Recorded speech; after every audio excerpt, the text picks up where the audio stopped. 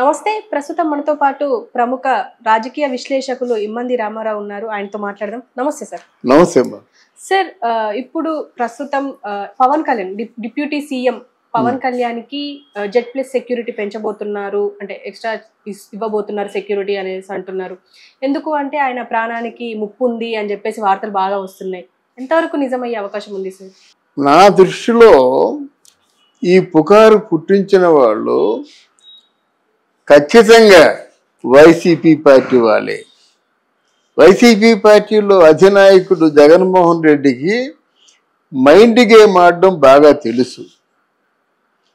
దాన్ని ఏ విధంగా తోసేశారంటే, మావోయిస్టులు ఏదో బెదిరిస్తున్నట్టుగా దీనికి ఒక కలర్ ఇచ్చారు. మావోయిస్టులు ఎందుకు బెదిరిస్తారు? వాళ్ళకి ఇష్టమైన పరిపాలన అందిస్తున్నారు కదా. మావోయిస్టుల లక్ష్యం ఏంటంటే పేదలకి కూడు గుడ్డ నీడ ఈ మూడే ఉంటాయి ప్రాతిపదికన. ఎక్కడైతే పేద ప్రజలకి కూడు లేకుండా గుడ్డ లేకుండా మన నీడ లేకుంటే ఉంటే కష్టం కదా. దాని మీదే ఈ మావోయిస్టులు పోరాటం. ఆ పని పవన్ కళ్యాణ్ చేస్తున్నప్పుడు ఆయన మీద పగెందు పెంచుకుంటారంటున్నా నేను. అంటే ఇది పుక్కిటి పురాణం. ఈయన మీద ఎవరో పూర్తిగా నిఘా వేశారు, ప్రాణాపాయం ఉంది అంటే ఎవరైనా చంపొచ్చు కదా. బాగా బుద్ధిగా ఆలోచించే వాళ్ళు ఎవరైనా ప్రాణాపాయం ఉందంటే జగన్మోహన్ రెడ్డి వల్ల ప్రాణాపాయం ఉంది, అంతే కదా. ఏమైనా జరిగినట్టు వాళ్ళు ఒకటే అంటారు, ఇంకెవరి వల్ల ప్రాణాపాయం లేదు, కానీ జగన్మోహన్ రెడ్డి వల్ల ప్రాణాపాయం ఉంటుంది. దానికి ఎవరెవరినో సంబంధిత వ్యక్తుల్ని, బాగా పవర్ఫుల్ వ్యక్తుల్ని, కొట్టగలిగే వ్యక్తుల్ని బేరం ఆడుకుంటారు, ఎన్ని కోట్లకు తీసుకొస్తారు, వాళ్ళ ప్రయత్నాలు వాళ్ళు చేస్తారు. ఇక్కడ మనం అనుకున్నది ఏంటంటే శివుని ఆజ్ఞ లేనిదే చేవైనా కుట్టదు. అది భగవంతుని ఇప్పుడు అంటే ఆ ప్రాప్తం ఉంటే వద్దనుకోండి. ఈలోగా మొత్తం వాళ్ళ తాలూకు సంబంధికుల్ని, శ్రేయోభిలాషుల్ని, జనసేన వ్యక్తుల్ని, ఆయన అంటే అభిమానం ఉన్న వాళ్ళందరినీ మనోభావాలు దెబ్బతినేలాగా ఆందోళన పడేలా చేయడం వాళ్ళ తాలూకు ఉద్దేశం. వాళ్ళకేంటంటే జగన్మోహన్ రెడ్డికి పవన్ కళ్యాణ్ అంటూ లేకపోతే ఆయన పోటీ లేదు కదా. ఏముంది దబాయి జగన్మోహన్ రెడ్డి, పవన్ కళ్యాణ్ ఉన్నంతసేపు జగన్మోహన్ రెడ్డి ఏమీ చేయలేడు. జగన్మోహన్ రెడ్డి పవన్ కళ్యాణ్ తిప్పి కొట్టగలడు. ఇది మన విశ్లేషణ. రెండోది, పవన్ కళ్యాణ్కి కూడా ఈ అంటే సెక్యూరిటీ లెవెల్స్ ఉంటాయి కదా. ఆల్మోస్ట్ 11, 1 or 2 సెక్యూరిటీ ఇచ్చి ఉంటారు ఈయనకి. అది అలాగుంటే మనం పవన్ కళ్యాణ్ గురించి ప్రత్యేకించి చెప్పుకోవలసింది ఏమిటంటే, ఇక్కడ మొదట్లో ఉన్నంత ఫెరోషియస్నెస్, ఆ అగ్రెసివ్నెస్ లేకుండా పోయింది. అది తప్పు.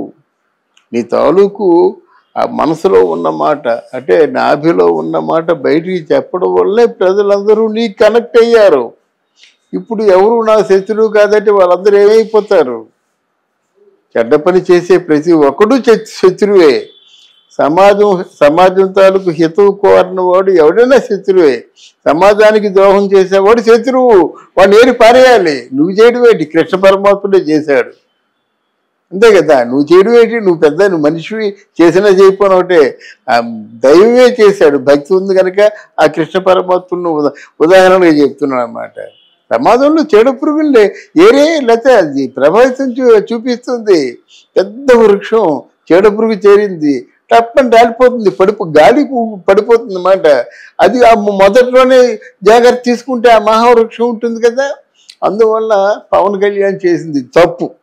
ఎందుకంటే పదవి అంటే ప్రమాణ స్వీకారం చేసి పదవిని అలంకరించిన తర్వాత అందరూ మన సోదరులే, ఎవరి మీద శత్రుత్వం వద్దు, ఎవరి మీద పగలు ప్రతీకారాలు పెంచుకోవద్దు అంటే పగలు ప్రతీకారాలు కాదయ్యా.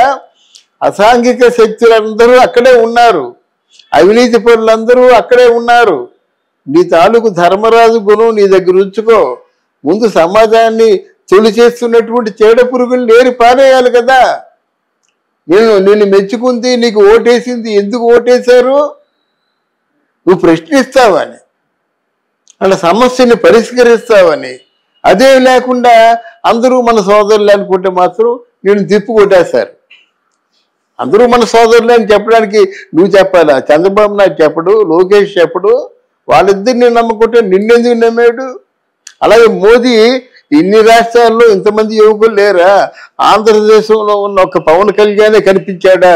నీ చాలు ఫోర్స్ నచ్చింది, నీ చాలు ప్రశ్నించే తత్వం నచ్చింది, నీ ప్రాణాలు తెగించి చేసే పోరాటం నచ్చింది.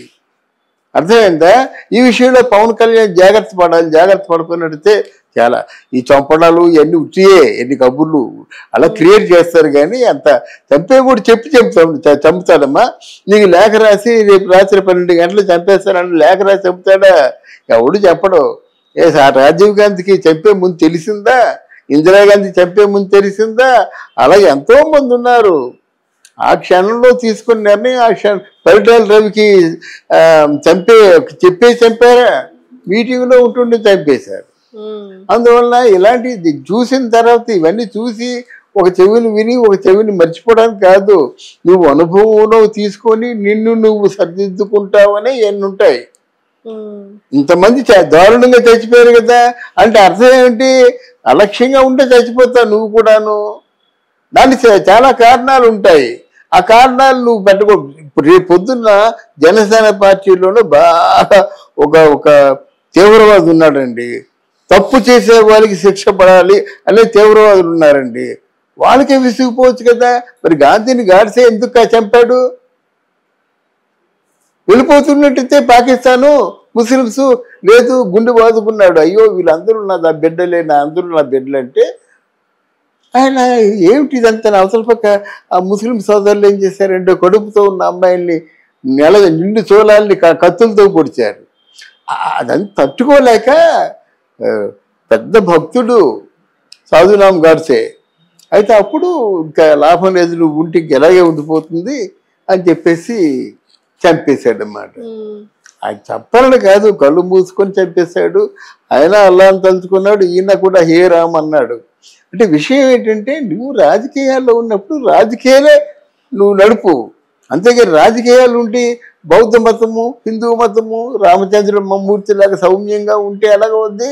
రామచంద్రమూర్తి కూడా కోపం వచ్చింది. రావణాసురుడు తన భార్యను ఎత్తుకుపోయినప్పుడు కోతుల్ని తయారు చేసుకున్నాడు, వెళ్ళాడు. తీరా అక్కడికి వెళ్ళేసరికి వద్దు, ఆయన ఎందుకు చంపాడు? ఆయన కూడా రావణాసురుడు గొప్పవాడు, సమస్త శాస్త్రాలు తెలిసినోడు అని వెన తిరిగి వచ్చేస్తే కోతులు కరిచి చంపేస్తారు రాముణ్ణి.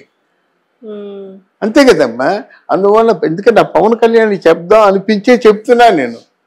నువ్వు డెఫినెట్గా అసలు పవన్ కళ్యాణ్ అనగానే ముందు ఫోర్స్ వస్తుంది, తర్వాత ఏమో ఒక ఉద్రేకం వస్తుంది, మూడోసారి ఒక కార్యాచరణ వస్తుంది.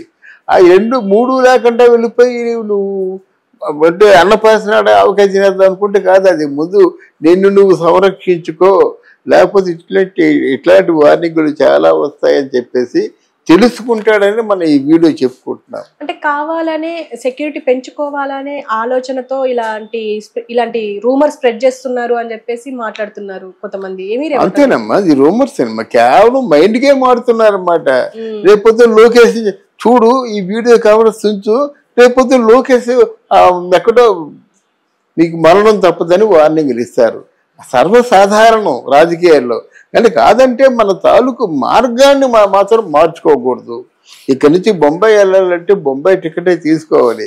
నేను కలకత్తా టికెట్ తీసుకొని బొంబాయి చేరిపోతానంటే పూర్తిగా దారి తప్పిన వాడిని అవుతాను కదా. అలా పవన్ కళ్యాణ్ కూడా ఏ వేగంతో ఏ ఫోర్స్తో ఎంత పోరాట పటిమతో అడుగుపెట్టాడు.